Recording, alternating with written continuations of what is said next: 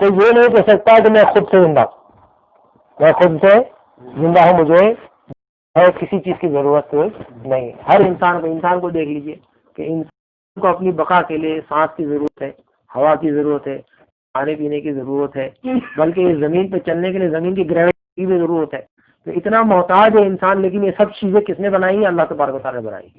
تو ڈائریکٹلی اللہ کا محتاج ہر انسان بھی ہے اور ہر شے بھی ہے۔ اگر اللہ تبارک و تعالیٰ کسی شے کو نیستی سے ہستی میں لایا ہے، بالفرض سورج کو لایا ہے، تو سورج کی بقا کے لیے سورج اللہ کا محتاج ہے۔ اگر اللہ کی مشیت میں یہ ہو کہ سورج فنا ہو جائے تو سورج اپنے آپ کو جاری نہیں رکھ سکتا۔ سورج کوئی شے اپنے آپ کو جاری نہیں رکھ سکتی، وہ ہمیشہ ہر آن ہر گھڑی اللہ تبارک و تعالیٰ کی محتاج ہے۔ ٹھیک ہے، آگے پڑھتے ہیں۔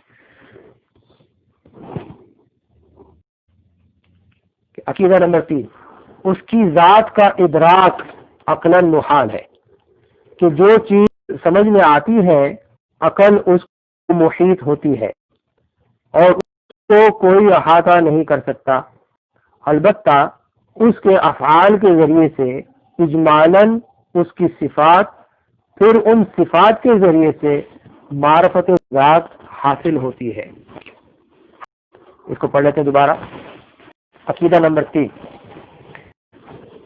اس کی ذات کا ادراک عقلاً محال ہے، یعنی ناممکن، کہ جو چیز سمجھ میں آتی ہے عقل اس کو محیط ہوتی ہے، یعنی گھیر سکتی ہے اور اس کو کوئی احاطہ نہیں کر سکتا، البتہ اس کے افعال کے ذریعے سے اجمالاً، یعنی سرسری طور پہ، پوری ڈیٹیل میں نہیں، اجمالاً اس کی صفات، پھر ان صفات کے ذریعے سے معرفت ذات حاصل ہوتی ہے۔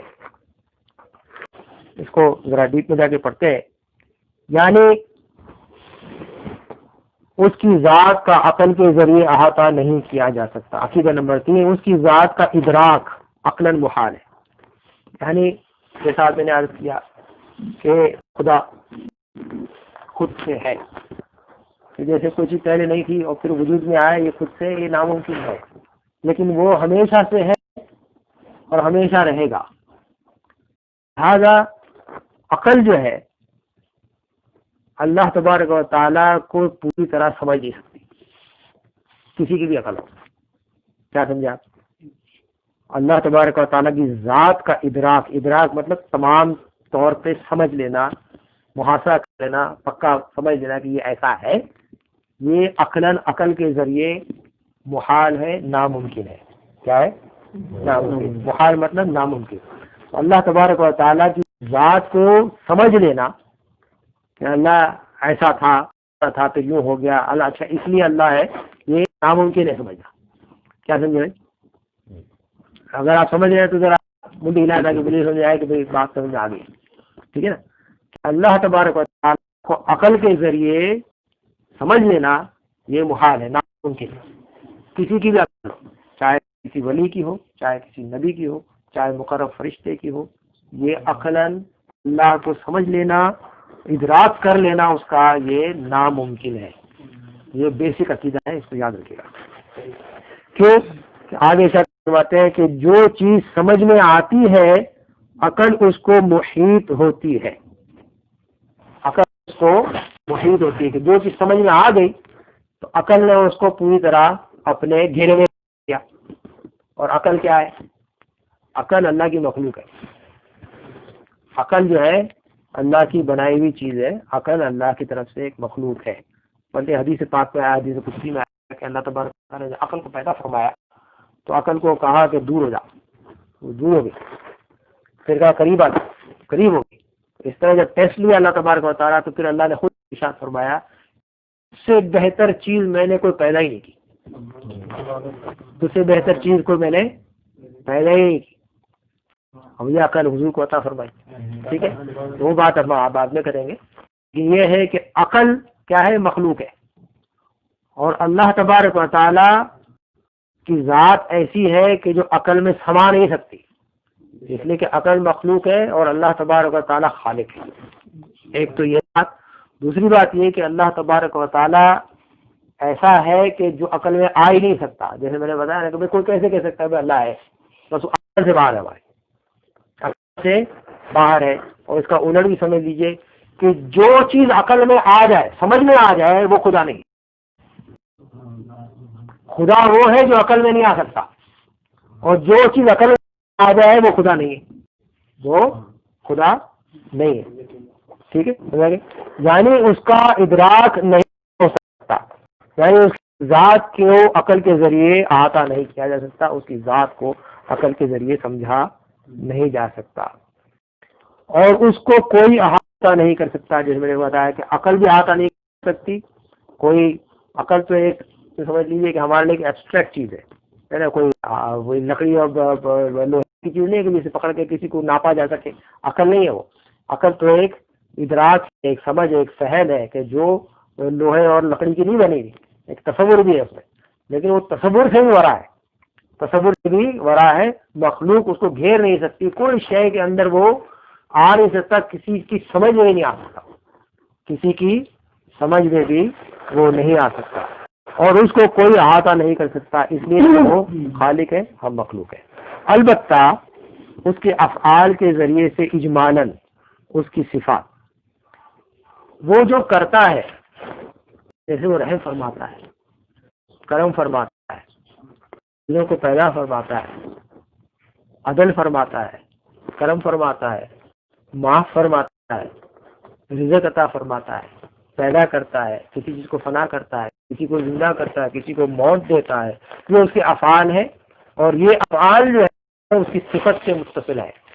وہ اس لیے کرتا ہے کہ اس میں یہ طاقتیں ہیں، یہ وہ اس کے اندر اس کی کیریکٹرسٹکس ہیں، یہ اس کے اندر یہ صفتیں موجود ہیں. تو اس کے کام کے ذریعے، اس کے افعال کے ذریعے اس کی صفتوں کو سمجھا جا سکتا ہے اجمالاً. کیا سمجھا؟ اس کی صفتوں کو بھی جو ہے آدمی گھیر نہیں سکتا، عقل اس کو گھیر نہیں سکتی. نہ ذات کو گھیر سکتی ہے، نہ اس کی صفتوں کو عقل پوری طرح گھیر سکتی ہے. لیکن اس کی جو افعال ہیں ان کو اجمالی طور پہ سمری جس کو نا بھائی ڈیٹیل میں نہیں، ایز اے سمری، ایک اوپر کے ادراک سے اس کو تھوڑا بہت اجمالاً سمجھا جا سکتا ہے، تفصیلاً نہیں سمجھا جا سکتا. اجمالاً اس کو سمجھ کر کے اس کی صفات کو کچھ سمجھا جا سکتا ہے. پھر ان صفات کے ذریعے سے معرفت ذات حاصل ہوتی ہے. جب صفات کو تھوڑا بہت آدمی سمجھ لیتا ہے کہ وہ غفار ہے، وہ رحمان ہے، وہ خالق ہے، وہ باری ہے، وہ حی ہے، وہ ممیت، وہ حی ہے، وہ ممیت ہے، وہ ہر چیز کا رازق ہے، رزاق ہے، باسط ہے، کریم ہے، کبیر ہے، اکبر ہے، اس طرح کی صفات کے بارے میں کچھ سمجھنے سے، اجمالی طور پہ سمجھنے سے اس کی ذات کی معرفت حاصل ہوتی ہے، مطلب اس کی طرف پہنچا جا سکتا ہے، سمجھا جا سکتا ہے. لیکن کبھی بھی عقل اس کا احاطہ نہیں کرتی، عقل اس کا احاطہ نہیں کرتی. احاطہ ایک اور وجہ سے نہیں کر سکتی کہ اللہ تبارک و تعالیٰ حدود سے پاک ہے، حدود سے پاک ہے. نہ وقت کی قید میں ہے، نہ وہ وقت کی قید میں ہے، نہ وہ اسپیس کی قید میں ہے، نہ وہ وقت کی قید میں ہے، نہ وہ اسپیس کی قید میں ہے، نہ جگہ کی اس کو ضرورت ہے، نہ جگہ کی قید میں ہے، نہ وقت کی قید میں ہے. اور وہ لا نہایا ہے اور ابدی ہے، ازلی بھی ہے، باقی بھی ہے. لیکن عقل جو ہے اس کو کبھی ادراک میں نہیں رہ سکتی. اس کی صفات کو اجمالاً سمجھا جا سکتا ہے اس کے افعال کے ذریعے، اور پھر ان صفات کی وجہ سے اس کی کچھ معرفت حاصل ہوتی ہے. اور کیوں حاصل ہوتی ہے؟ کیونکہ اسی نے یہ دیا ہے، اسی نے یہ راستے بتائے ہیں. اسی لیے جس کا جتنا علم ہوتا ہے، وہ جتنا اللہ تبارک و تعالیٰ کی صفات کو سمجھتا ہے، اتنا ہی زیادہ وہ عارف الہی ہوتا ہے، اتنا ہی زیادہ وہ عارف باللہ ہوتا ہے. آگے چلتے ہیں کہ عقیدہ نمبر 6، اس کی صفتیں نہ عین ہے نہ غیر، یعنی صفات اس ذات ہی کا نام ہو ایسا نہیں، اور نہ اس سے کسی طرح کسی محو وجود میں جدا ہو سکے کہ نفس ذات کی متقاضا ہے اور عین ذات کو لازم. پھر سے پڑھتے ہیں، تھوڑا مشکل ہے، تھوڑا سا پڑھ لیتے ہیں واپس۔ عقیدہ نمبر 6، اس کی صفتیں نہ عین ہے نہ غیر،